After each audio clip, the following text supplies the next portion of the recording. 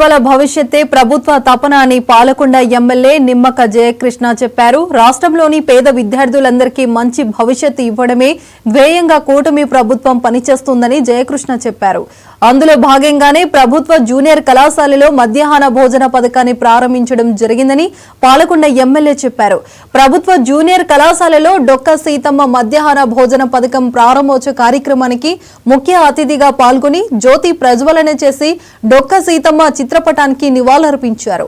ప్రభుత్వ కళాశాలలో చదివే పేద విద్యార్థులకు సరైన పౌష్టికాహారాన్ని అందించాలన్న తలంతపుతో ప్రభుత్వం రాష్ట్ర వ్యాప్తంగా మధ్యాహ్న భోజన పథకాన్ని శ్రీకారం చుట్టిందని పాలకొండ ఎమ్మెల్యే చెప్పారు. ఈ కార్యక్రమంలో మండల విద్యాశాఖ అధికారులు, ప్రధానోపాధ్యాయులు, అధ్యాపకులు, విద్యార్థులు పాల్గొన్నారు.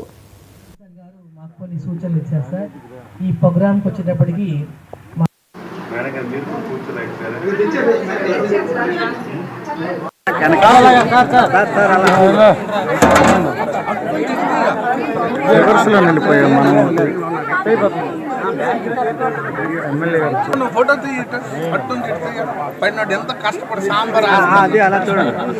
ముందు దిగండి, ముందు ఉండండి. రెడీగా ఉన్నారని రెడీగా ఉన్నారు.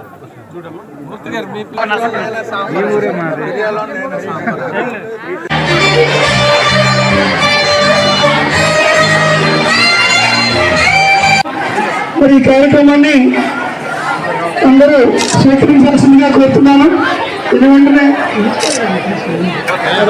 డొక్కా సీతమ్మ మధ్యాహ్న భోజన పథకం ఈరోజు ప్రారంభించుకోవటం చాలా ఆనందంగా ఉంది. మన రాష్ట్ర ప్రభుత్వం చాలా ప్రతిష్టాత్మకంగా ఈ కార్యక్రమాన్ని ప్రారంభించారు. దీనికి గౌరవ మంత్రివర్యులు నారా లోకేష్ గారు రాష్ట్రం మొత్తం కూడా అన్ని జూనియర్ కాలేజెస్లో ఈ ప్రోగ్రామ్ని ప్రారంభించడం మరి ముఖ్యంగా మరి గౌరవ మంత్రివర్యులు నారా లోకేష్ గారు ధన్యవాదాలు తెలియజేస్తున్నాను. అలాగే మరి ఈ పేరుని డొక్కా సీతమ్మ అనే పేరుని గౌరవ ఉప ముఖ్యమంత్రి గారు పవన్ కళ్యాణ్ గారు సూచించడం చాలా ఆనందంగా ఉంది.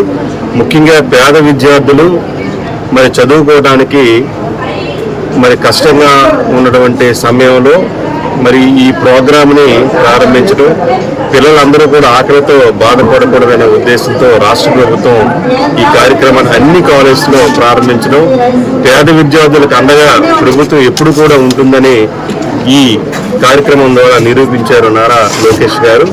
ముఖ్యంగా మరి గత ప్రభుత్వంలో 2019 మరి 24 మధ్య కాలంలో మరి ఈ ప్రోగ్రామ్ని పూర్తిగా నిర్వీర్యం చేశారు. గతంలో తెలుగుదేశం ప్రభుత్వంలోనే ఈ కార్యక్రమాన్ని ప్రారంభించారు. మరలా ప్రభుత్వం మారిన తర్వాత ఈ ప్రోగ్రాంను పూర్తిగా నిర్వీర్యం చేసేశారు. అంటే పేద విద్యార్థులన్నా గత ముఖ్యమంత్రి జగన్మోహన్కి ఎటువంటి అభిమానం కానీ ప్రేమ కానీ లేకపోవడం చాలా బాధాకరం. మరి ఈరోజు గౌరవ ముఖ్యమంత్రి గారు అలాగే మరి విద్యాశాఖ మంత్రి గారు, ఉప ముఖ్యమంత్రి గారు దీని మీద ప్రత్యేకంగా శ్రద్ధ పెట్టి పిల్లలందరికీ కూడా మరి ఆకలి బాధ తీర్చాలనే ఉద్దేశంతో